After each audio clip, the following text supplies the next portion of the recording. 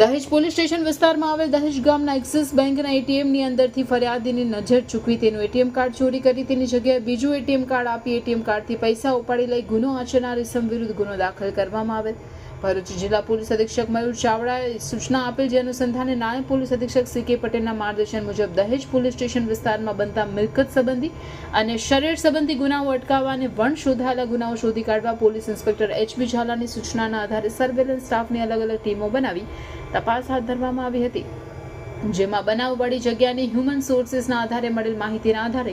આ ગુનાના આરોપીઓને દહેજના સરસ્વતી નાળા પાસેથી ઝડપી પાડી આરોપીઓએ ઉપયોગમાં લીધેલ 2 મોટરસાયકલ તથા 4 મોબાઈલ તેમજ રોકડા ₹8,000 મળી 1,18,000ના મુદ્દામાલ કબજે કરી શુભમ ઉર્ફે અંશુ તિવારી રહેવાસી હાલ રામનગર જલાલપુર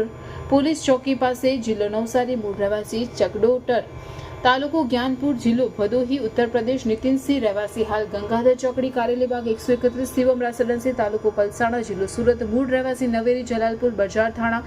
આંબેડકર નગર, જિલ્લો અયોધ્યા, નિલેશ ઉર્ફે રજ્જુ તિવારી રહેવાસી હાલ રામનગર જલાલપુર પોલીસ ચોકી પાસે, જિલ્લો નવસારી, મૂળ રહેવાસી ચકડોદર,